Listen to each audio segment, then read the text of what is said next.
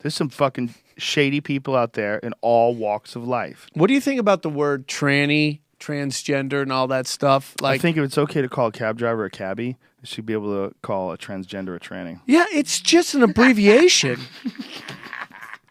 I don't think it's. I believe intent. I think what we were talking about earlier, like when you're talking about what is rape.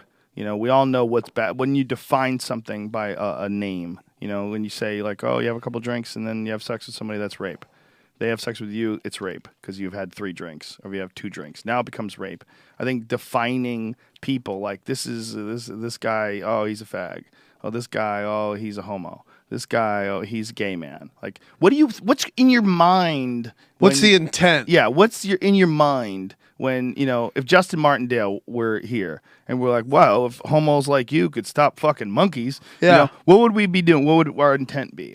We love Justin. Our intent would be to make fun and have a good time and with no hate at all. But if we were like sitting here going, well, you know, it's pretty clear in the Bible that the gay will suffer, and we say it to him, and we say it to him in like in an evil way. There's nothing wrong with calling someone gay. Right? But there's something wrong with saying those words. There's something wrong with projecting. Where's it coming from? Of course. What do you try? It's like Patrice O'Neill when you know, he got on that MSNBC show or whatever the fuck it was with that lady who was arguing about Opie and Anthony getting in trouble for rape jokes. Was it a rape joke or is it a joke about? It was a rape joke. No, you know what it was? It was that homeless guy got on the show and the homeless guy started talking about Condoleezza Rice and he was doing like saying he would rape her.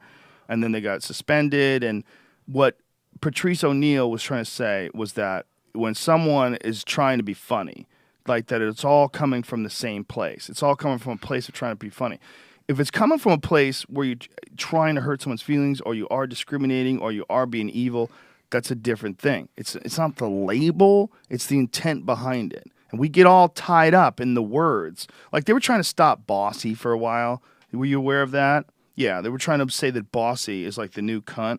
You know, like calling someone bossy is like... Well, they're doing that with, what's it, not ghetto, but what is the word that like these NFL players were trying to say gangster or ghetto is the new N-word. Ghetto? When he's acting really ghetto. Like this one guy, what's Richard Sherman.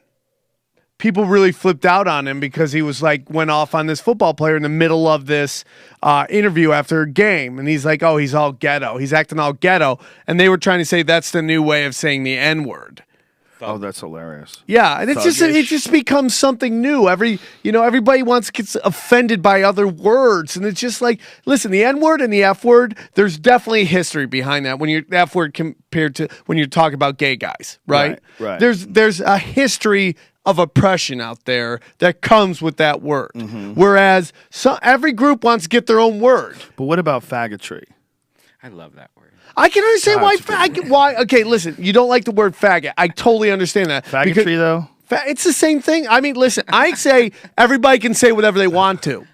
Either you like it or you don't, and we move on. Yes. If you don't like it, you don't like it, don't watch the comedy, don't watch the show, don't buy the product, move the fuck on. There's 2 different things that are a problem here. 2 very different things. There's the thing is people saying actual slurs, having mean intent, and being, an evil person with evil intent.